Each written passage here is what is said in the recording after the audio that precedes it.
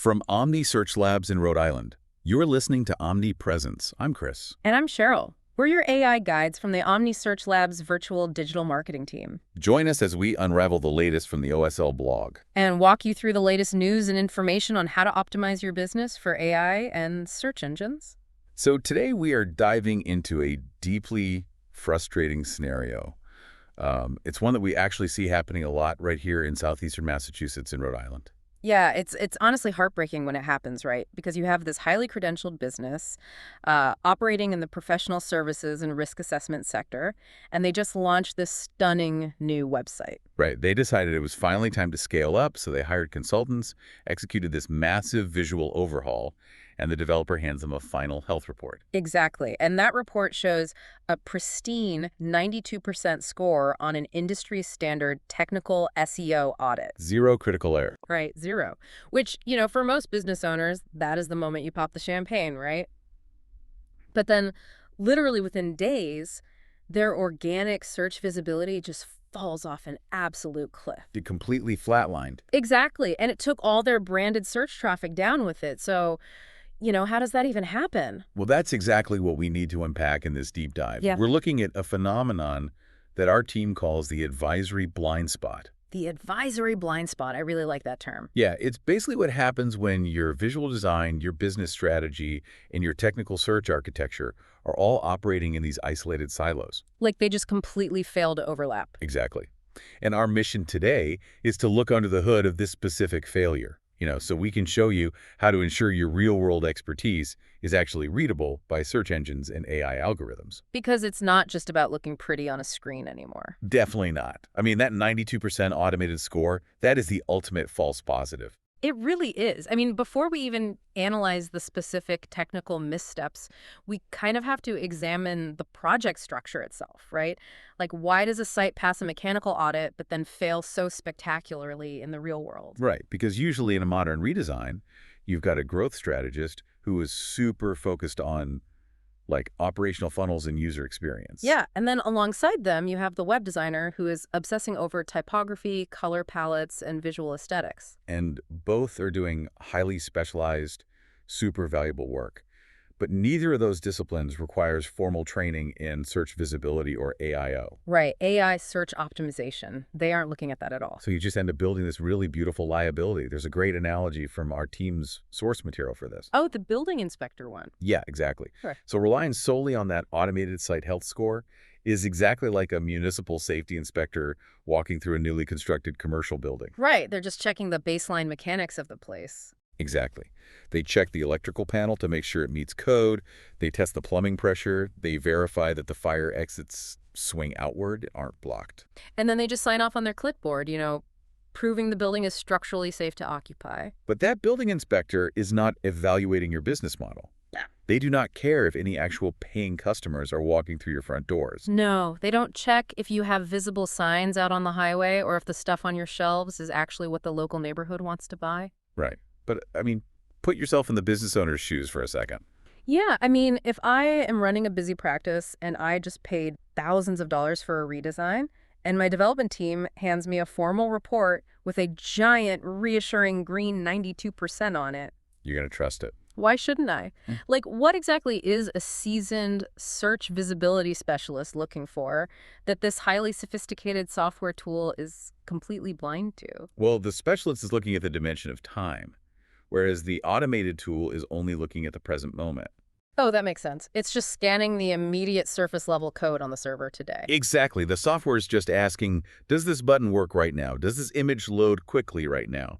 But what the SEO specialist did was look backward at the historical pathways that previously led customers to the site. And in this case, those pathways were totally destroyed. Yeah, they effectively burned all their bridges to the past. The historical connections were entirely severed. Which brings us directly to the concept of discarded URL equity, right? Because a local business that's been operating online for a decade builds up so much digital trust on specific pages. Huge amounts of trust, like their About Us page or a core risk assessment services page. Right. Those specific addresses get indexed by search engines, they get bookmarked by clients, they get linked to by local directories. But during this redesign, the developers just altered the structural addresses of those legacy pages. And they completely failed to implement 301 permanent redirects. Which is just a massive mistake. It's basically the digital infrastructure for continuity. Think of it like filing a change of address form with the Postal Service. Yeah, when your firm moves to a new suite across town, you have to tell the mail carrier exactly where to forward your sensitive client documents. If you simply abandon the old building without leaving forwarding instructions, the mail is just returned to sender. And in the architecture of the web, if a search crawler or a prospect clicks an established link that hasn't been redirected, they hit a 404 dead-end error. And the impact of that mistake isn't gradual, right? It's immediate. Completely catastrophic. The moment Googlebot attempts to crawl your site, hits a structural dead end, and finds no forwarding address, it drops that page from the index. So decades of accumulated trust just evaporate overnight. Which perfectly explains why their analytics dashboard took that sudden vertical drop. Wow. But unfortunately, the severed pathways weren't just about breaking historical links, right? The new site was fundamentally failing to introduce itself to the modern AI-driven web. Right. When the team ran a comprehensive technical crawl, the data revealed that out of 17 primary pages on the site, only 2 had written meta descriptions. 2. And even worse, neither of those 2 descriptions even bothered to explicitly name the business's actual Rhode Island geographic service area. Which is just a staggering oversight today.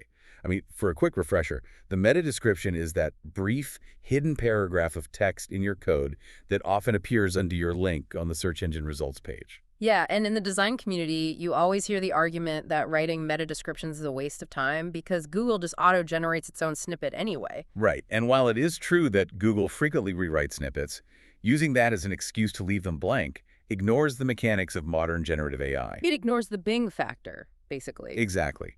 We really need to look closely at Bing because Bing handles metadata with a much stricter, more traditional approach than Google does. And why does Bing's behavior matter to a local business owner?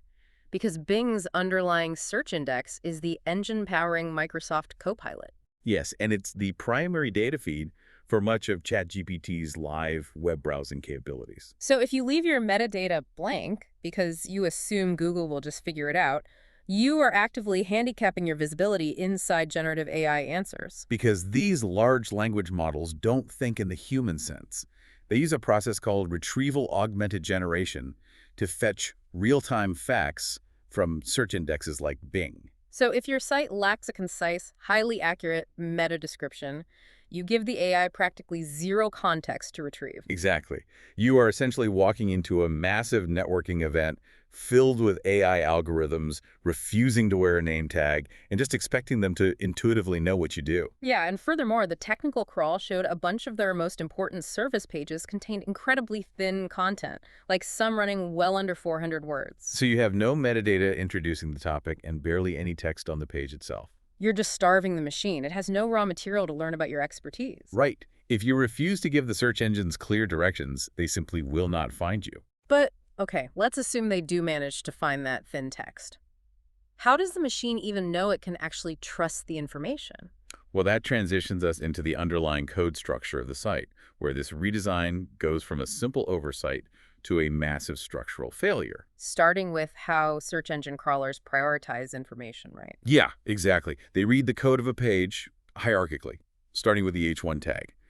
The H1 is basically the structural equivalent of a newspaper's massive front page headline. Right. It explicitly tells the algorithm, hey, this is the single most important topic on this page. Categorize it accordingly. But on this particular site, the audit showed that while a few core service pages had H1 tags, the auto-generated author archives and administrative pages were also heavily relying on them. So the site lacked a structured focus on the content that actually generates revenue. It's just a massive waste of search engine crawl attention. You only have so much crawl budget, the amount of time a bot will spend on your site.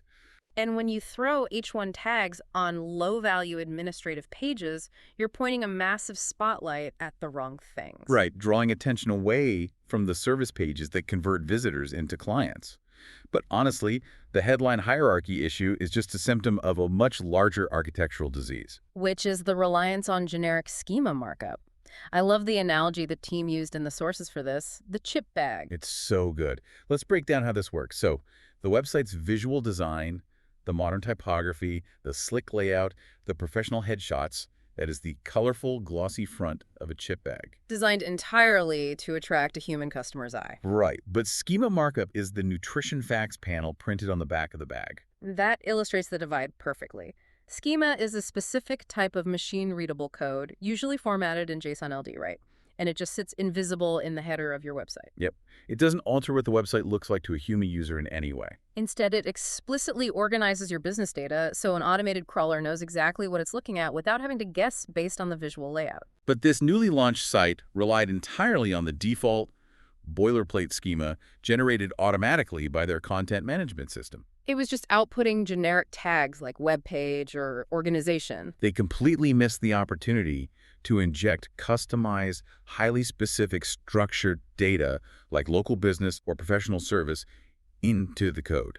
So continuing the analogy, it's like manufacturing a highly specialized, scientifically formulated energy bar, but the nutrition label on the back simply says food. Exactly. And we really have to connect this to the real-world business impact. This wasn't some novice startup. Right. The owner held elite, hard-earned industry certifications. They had documented associations with major regional universities. They had been featured extensively in local Rhode Island news outlets. So if a human prospect visits the site, reads the About page, and sees those university logos, they immediately process those visual cues and feel a deep sense of trust. But if we aren't putting those specific real-world credentials into the nutrition facts code on the back of the bag, Does the AI just ignore all that established authority? basically, yes.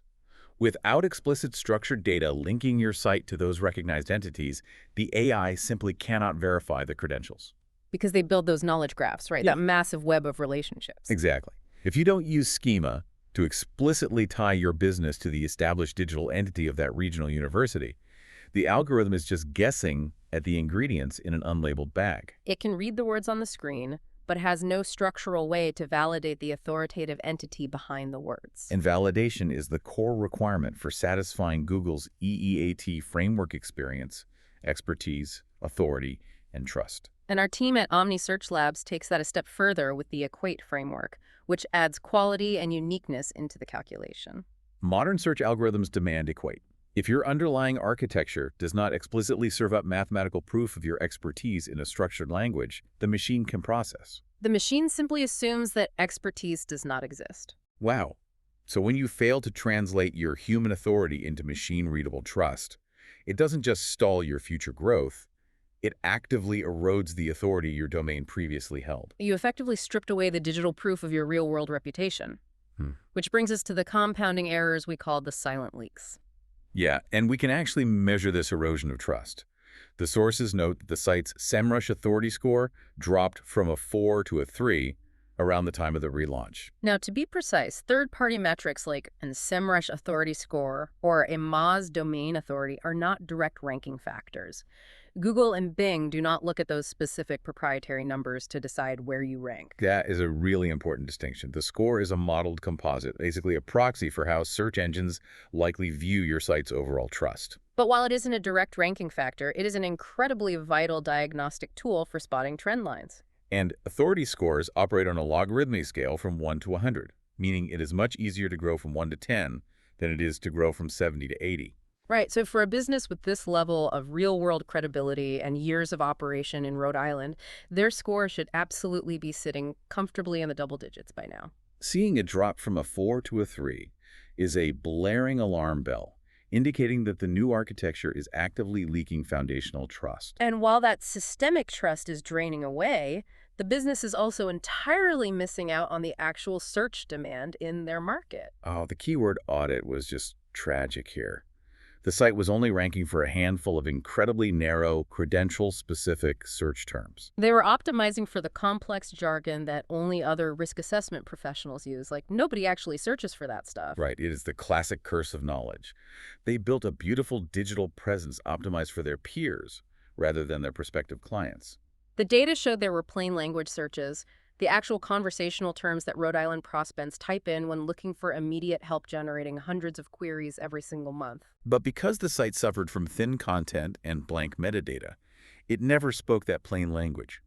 all of that local demand remained completely untapped. It is exactly like opening a high-end restaurant, but choosing to print the menu entirely in Latin. Right.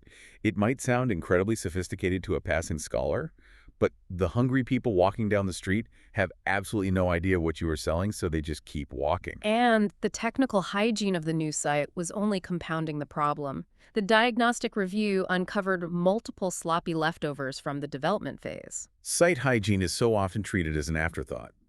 The audit found a test post that was left live and publicly indexable. They found 3 separate duplicated blog posts. Public administrative account pages were left wide open for crawlers to navigate. Clutter just splits the equity of your domain, right? Exactly. You are forcing the search engine's limited crawl budget to sort through broken pages and test posts, instead of focusing all its algorithmic attention on your core business message. But the most significant hygiene issue they uncovered, and this is a massive factor for modern SEO, or search everywhere optimization, was the complete absence of a visible privacy policy or terms of service page. Which is honestly astounding for a firm dealing specifically in professional risk assessment. Seriously, beyond the obvious legal exposure of collecting user data through contact forms without a privacy policy, modern search algorithms and AI crawlers are specifically trained to look for those compliance pages. They treat standard legal boilerplate as a fundamental signal of trust and legitimacy. If your site doesn't have them, the AI pattern matching just assumes your site is either an illegitimate scrape spam operation or simply an unfinished test build.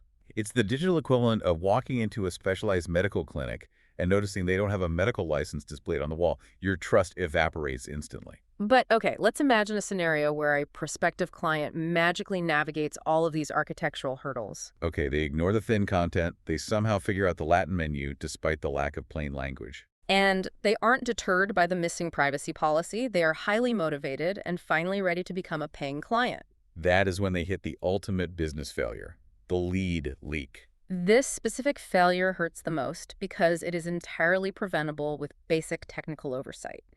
The phone numbers listed on the website were not formatted to the international E.164 standard.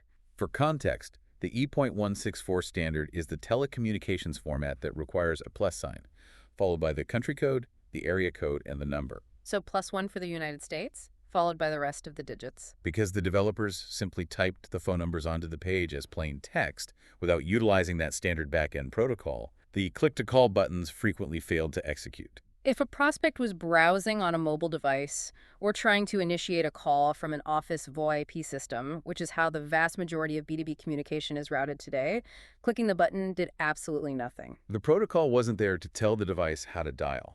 A highly qualified prospect finally finds you, they're ready to hand over their money, they click the button to call your office, and the system just breaks. The lead is lost at the very final click due to a preventable formatting error. And this loops us perfectly back to the illusion of that 92% health score.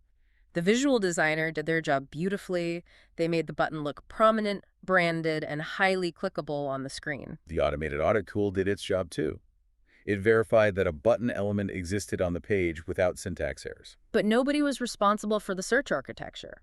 Nobody tested if the button actually functioned within a modern, real-world, mobile or VoIP ecosystem. Which brings us to the core realization we want to leave you with before you initiate your next digital project.